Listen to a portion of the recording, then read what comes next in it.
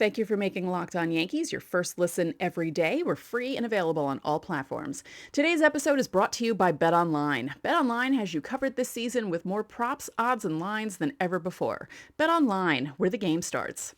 On today's show, spring training is in full swing, pun intended. My guy Cameron Maybin made his Yes debut network on Sunday. Joey Gallo is afraid of questions, and Hal Steinbrenner and Brian Cashman should be embarrassed about what happened this weekend. But they are not embarrassed, and that is a problem. All that and more next on Locked On Yankees.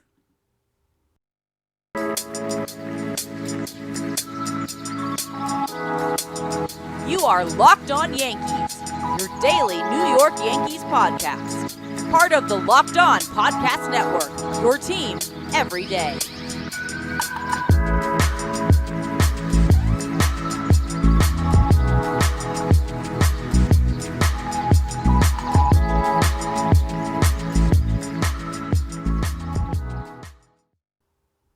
Greetings, Yankee fans. This is Stacey, host of the Locked On Yankees podcast. Welcome to the show. It's Monday, March 21st, the first full day of spring. Spring arrived at 11:33 a.m. yesterday, and we all rejoiced. Except for people with allergies, like me. There's a lot to discuss from this weekend. Some of it good, some of it bad. Before we get into it, you can listen to us in Apple Podcasts, Google Podcasts, Odyssey, Spotify, Stitcher. You can watch us on YouTube. We're almost at 800 subscribers. That's very exciting. So subscribe, like, comment, do all those good things. And if you have a smart device, you can tell it to play Podcast Locked On Yankees. So we're back to 5 days a week. I'm so hyped I'm actually wearing Yankee gear. This is very exciting. Baseball is back. In full swing, again, pun intended, and we have things to discuss. Mainly, not in the order that I said in the cold open, we need to talk about Hal Steinbrenner and Brian Cashman because they were thoroughly embarrassed this weekend. I need to calm myself down before I discuss this because we're not allowed to say bad words on this show. Because, you don't really want people cursing every 5 seconds on a podcast. You might be listening with your kids or, you don't want that. Oh, boy. So, some people woke up to the news, I think it was Saturday, right? That Carlos Correa signed with the Minnesota Twins. I woke up to that news because I went to bed early on Friday night. And I thought I was seeing things. When I checked Twitter and saw that, I thought it was a joke. I thought there's no way. That can't be happening. He signed for 3 years. 106 million? I believe that was the number. How did the Twins pull that off? Well, thanks to Brian Cashman and Hal Steinbrenner taking Josh Donaldson's contract off their hands and freeing up $50 million, the Twins were able to sign Carlos Correa.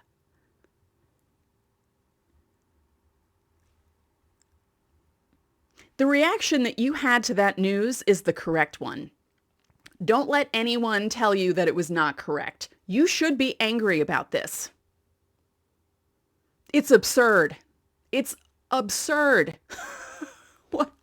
What? First of all, it didn't look like anyone was going to sign Carlos Correa. It almost looked like he was going to go back to Houston, right? I was fully expecting that because the Locked On Astros hosts were so convinced that he was going to go back to Houston. And I thought that would kind of be funny if that happened. Good for Houston, but it would be funny after all this. Carlos Correa is going to get this much and, these teams are going to go after him. And then that doesn't happen. So it kind of would have been funny if he had to go back to Houston. But the fact that the Yankees wouldn't sign him and then made it so the Twins could sign him, I'm still flabbergasted. It's more than 48 hours later, and I am still flabbergasted, gobsmacked, every word like that. I just can't believe that this is happening. And the worst part about it is the amount of jokes being made at Yankee fans' expense. I did not appreciate that this weekend. It's one thing for us to joke about ourselves, but it's another for the rest of baseball to be laughing at the fact that our ownership is this inept. That's the word, inept. What are you doing? Hal. Oh, there are budget constraints. That's right. I forgot. The thing about this is this would be bad anyway. The way this all went down would have been bad anyway. But then you have the guy 7 miles to the south-ish with his billions of dollars not caring and just spending. Now, just because Steve Cohen spent a lot of money on the Mets doesn't mean they're going to win anything because they're the Mets. But at least he's trying. Hal Steinbrenner is not trying. There were all these names available. Nearly every one of them was attached to the Yankees at some point because they're the Yankees and people expected them to go after at least one big free agent. Well, no, they bring back Anthony Rizzo. No offense to Anthony Rizzo. He's fine and he's left-handed, so that breaks up the lineup a little bit. But you had Corey Seager, Marcus Semien, Carlos Correa, Trevor Story, who went to the Red Sox. That's the other annoying thing about the weekend. Now, Trevor Story could turn into a pumpkin coming out of Coors. You never know. And it wasn't exactly, I didn't need the Yankees to sign him. But the Yankees are putting a lot of pressure on Anthony Volpe now because they're protecting him. They're expecting him to come up in a couple of years and be their guy. And this kid is going to be expected to perform like the second coming of Derek Jeter, just with better defense, hopefully. I don't know. That's a lot of pressure for a young kid like that. By the way, they issued number 14 for Anthony Volpe.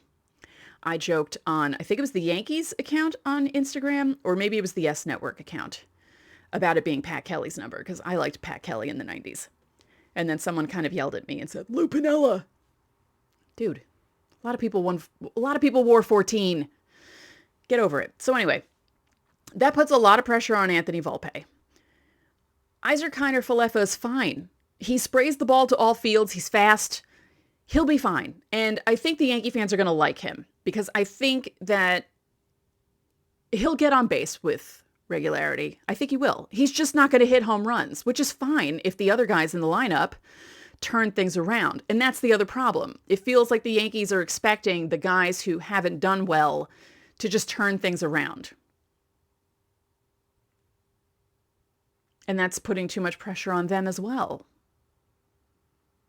And another move was made this weekend, but we'll get to that in a moment because we have to talk about the fact that basketball is crazy right now.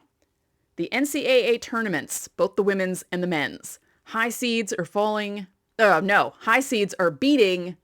No, wait, what am I saying? No, high seeds are falling to the lower seeds. I was right in the first place.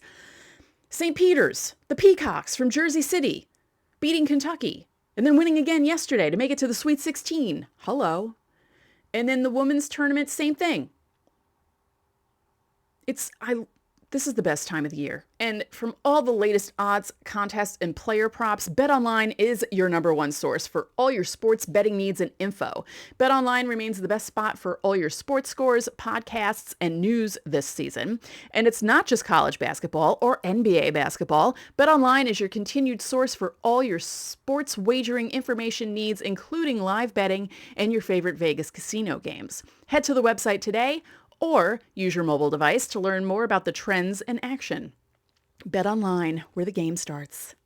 Thank you for making Locked On Yankees your first listen every day. You should listen to Locked On MLB Prospects when you're done with our show. Lindsey Crosby is a prospect encyclopedia, and he's going deep on the MLB stars of tomorrow, including some names we may see on the field in Yankee Stadium in the not-so-distant future. It's free and available wherever you get podcasts. So, speaking of moves made this weekend, Luke Voit was traded away, which was, the writing was on the wall when they re-signed Anthony Rizzo. He gets a fresh start in San Diego. He's going to be playing with a college teammate. And the Yankees get Justin Lang, a pitching prospect, a young pitching prospect who happened to be born on 9/11. Not just any 9/11, 9/11/01. Yeah, we're getting to the point where the kids coming up are going to be born in 2000, 2001, 2, 3, 4. Whoo, yeah, the getting old thing is just not fun. So anyway, good for Luke Voit. I don't know. He'll get more playing time with the Padres, I think, if the Padres are interested in moving Eric Hosmer, maybe. We'll have more to discuss about this, though, because we're planning on doing a crossover with Javi Reyes of Locked On Padres. And we'll talk about Voit, and we'll talk about Justin Lang, and we'll talk about everything Yankees and Padres. That's coming up this week. And we also are going to do a crossover with Bryce Paterick from Locked On Rangers, and he's going to tell us about Isaiah Kiner-Falefa, or tell us more about him. And then he's also, of course, going to talk about Joey Gallo, because he loves Joey Gallo, if you've watched our crossovers. Yeah, and speaking of Joey Gallo, the Yankees social media team, they've been doing videos lately that are really funny. And they ask the players questions, obviously, and the players have to answer. But Joey Gallo seems to get panicked by these questions and very stressed out. He kind of seems like he may have been the same kind of student I was, because I was like that. If a teacher called on me because I didn't want to be wrong, and it feels like he doesn't want to be wrong when he answers these questions, and it's hilarious. So the question the other day was, do you think there are more doors in the world or more wheels in the world? And some guys were answering this question emphatically and right away. And Joey Gallo kept changing his answer and saying, well, do you mean literally every door, like race car doors, cabinet doors? Like he was just going through everything. And then the latest video that I saw, they asked every Yankee what they would do if they weren't a baseball player. Joey Gallo had trouble with this question as well. He just seems very stressed, and it's very funny to watch him in these things. And he has a great personality. And I think more Yankee fans would be less hard on him if they realized how likable Joey Gallo is. So just go to either Instagram or TikTok and watch these videos because he's hilarious. I like him. I said it on Twitter earlier. I'm going to say it here because I have to warn you that I think Joey Gallo is my new favorite Yankee. And when I have a favorite Yankee, I tend to defend them a lot. And I may even dedicate a segment to him every day, or maybe a segment of a segment. I'll have to talk to Abby about that. And we'll have to come up with a funny name. Yeah, Joey's Gallows. I don't know, something. We'll come up with something. And yeah, it's going to be fun. We're back to 5 days a week because baseball is back. Spring training is here. Games are being played. And speaking of that, yesterday, Cameron Maybin made his Yes Network debut. If you didn't know, in early January, when news was coming out that different guys were, Kenny Singleton was retiring, Cone and Kay were going to be doing ESPN games, not all the time, I was coming up with names of guys that I thought would be good as Yes analysts. Cameron Maybin was one of them. I immediately got a DM from someone I know who works at Yes and said, by the way, we had been discussing maybe reaching out to him and seeing if he'd want to do it. And then after the news came out that he was hired by Yes and that he passed his audition with flying colors because they have to practice calling a game, which makes sense. As Abby has said in past episodes, these guys go through media training. You have to practice calling a game. They're not just going to throw you in a booth and have you try and know what you're doing right away. And I got a DM from a person at Yes saying, you were right on the ball before most of us were by suggesting Cameron. He's awesome. He was awesome in the audition game, and it's going to be a lot of fun this season watching him. And he was great yesterday. It was I was very happy about that. He looked totally comfortable in the booth with Cone and Kay. And let me tell you, it was Yes's first broadcast, which was very exciting. And I know I was ranting in the first segment about Hal and Cashman and this team not being what some of us had hoped it would be heading into the season. But as soon as the Yes Network music started, I got hyped for baseball. I can't help it. So no matter what this team does to me, I'm still going to watch them.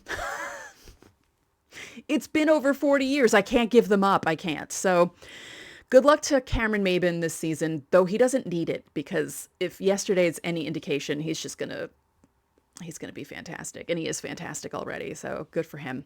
So yesterday's game, Luis Severino started.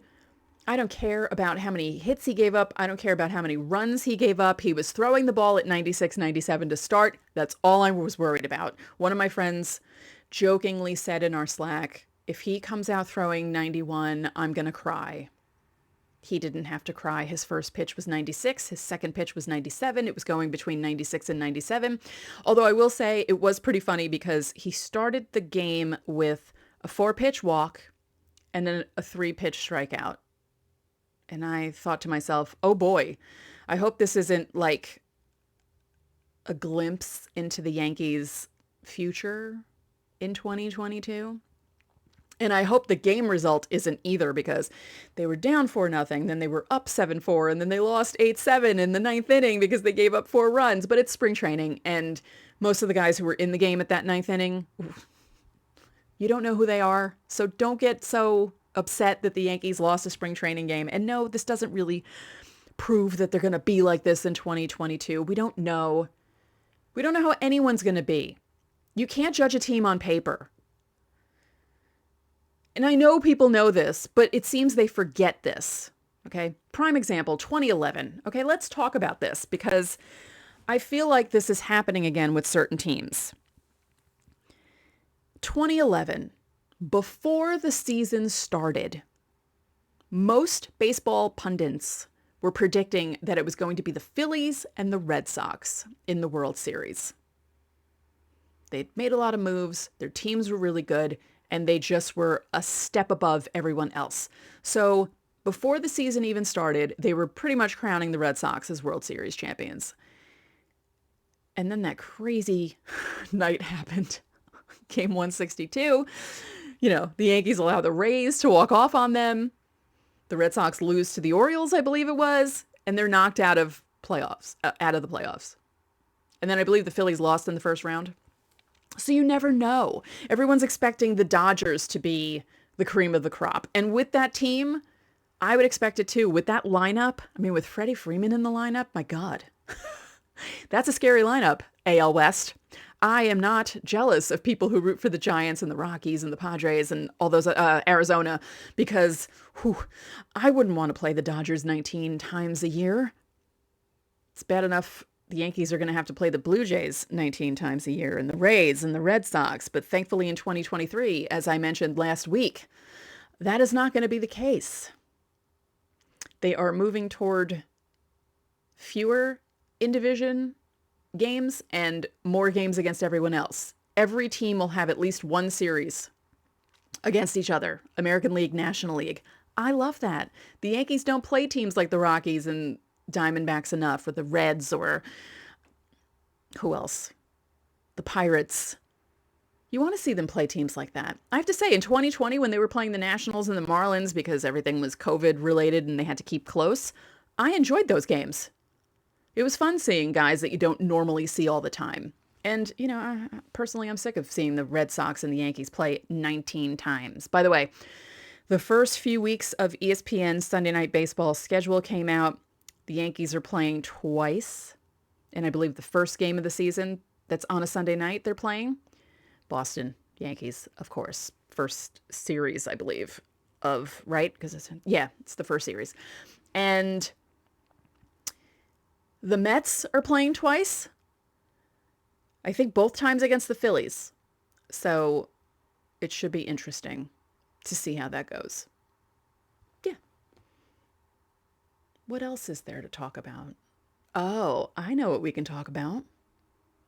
We're going to talk about Built Bar. The best tasting protein bar ever. And now they have puffs, the first protein-infused marshmallow covered in chocolate in many yummy flavors. Yummy flavors. Those are the words I'm searching for. The churro is amazing because it's cinnamony. See, I could say that word. And chocolatey and really good. And every other Built bar is covered in chocolate. They taste as good as a candy bar. They really do. I am not lying to you. They taste as good as a candy bar, but they're good for you. So go to Built.com, look at the macros page, look at how good they are for you, and try them. They come in amazing flavors, and Built will come up with new ones. They'll try to make anything, and if they can make it taste good and make it good for you, they will put it out. So if you go to Built.com, use our promo code LOCKED15, you'll get 15% off your first order, and just browse all the flavors, and you'll see they come out with special edition flavors for you to try.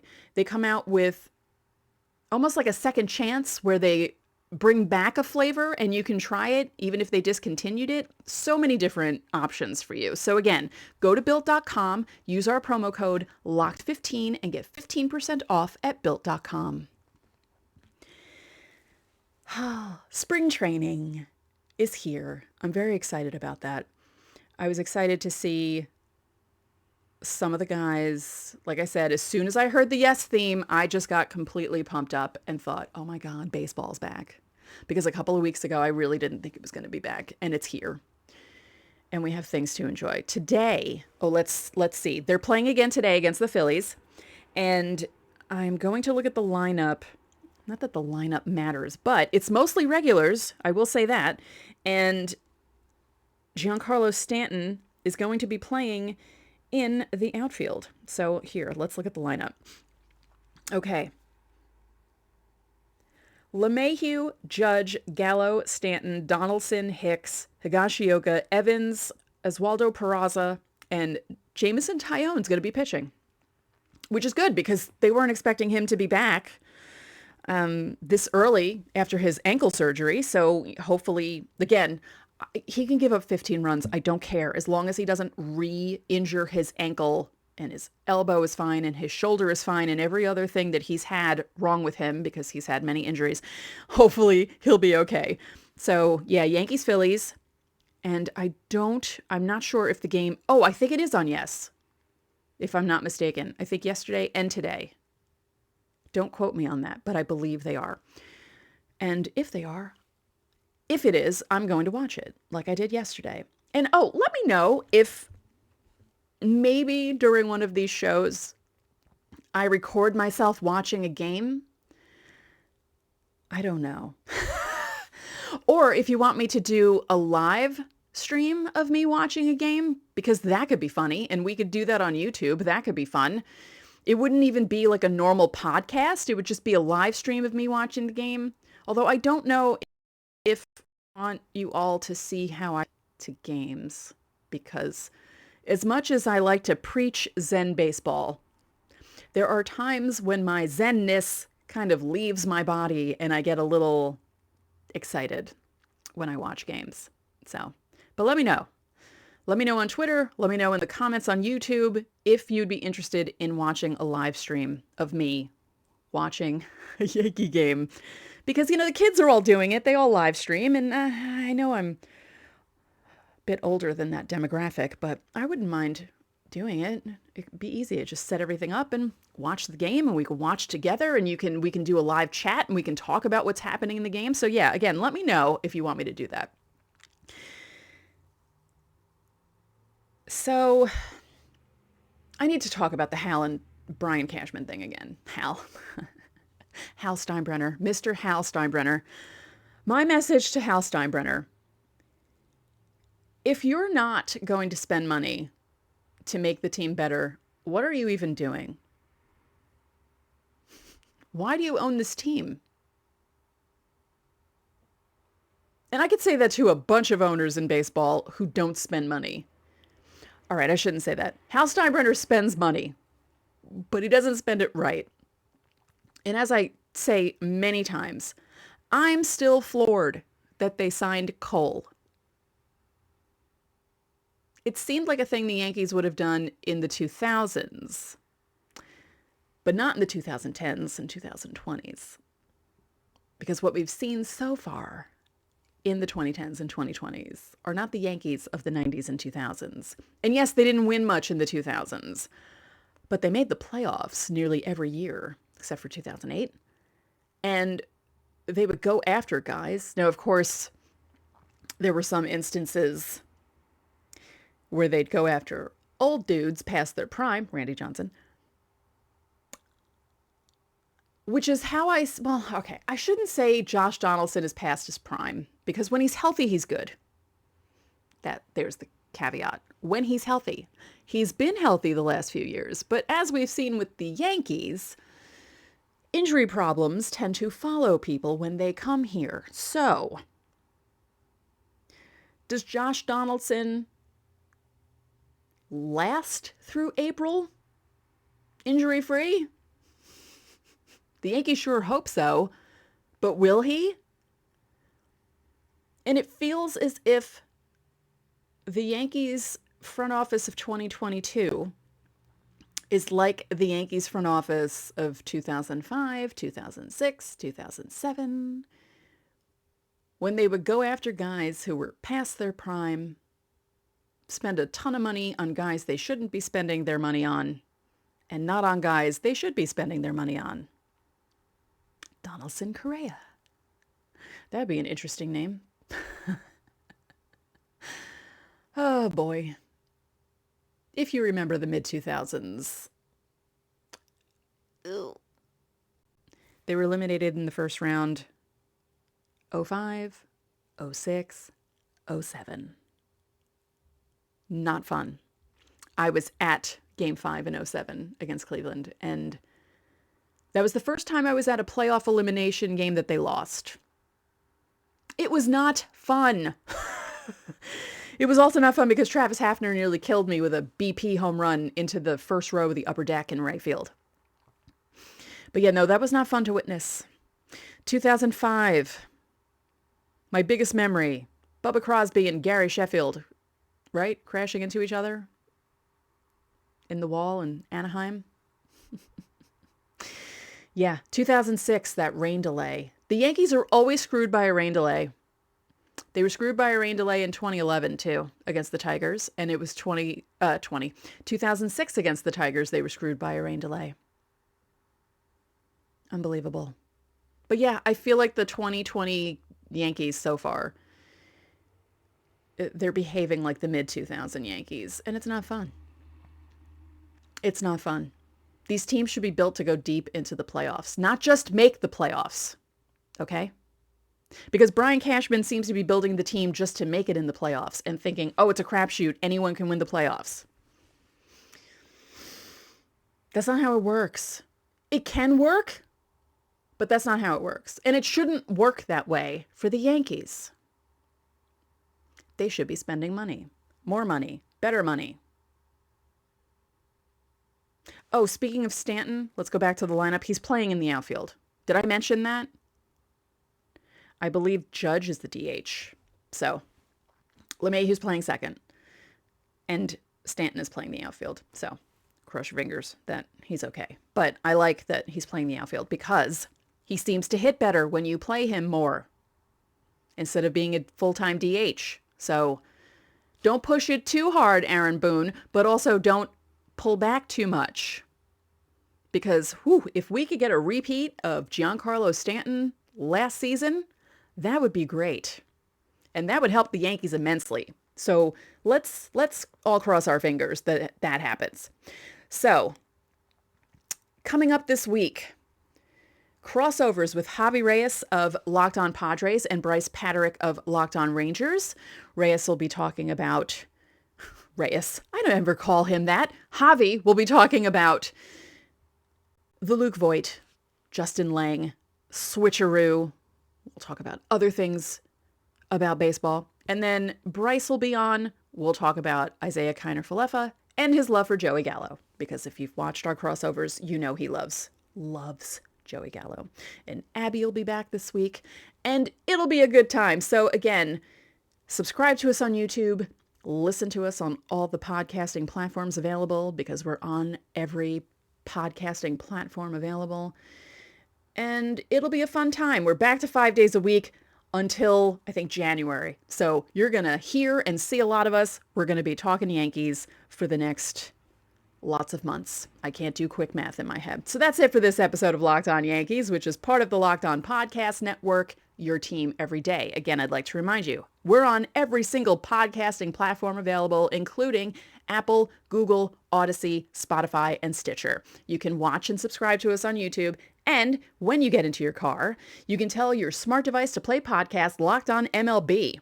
Make your second listen of the day Locked On MLB. Paul Francis Sullivan, please call him Sully, brings you his unique perspective on the major leagues, both past and present. It's free and available wherever you get podcasts. One more thing. If you could be so kind, please rate the podcast and spread the word about this podcast to your fellow Yankee fans. We'd really appreciate it. So enjoy your Monday, enjoy watching the Yankees in sunny Florida weather, and we will talk to you tomorrow.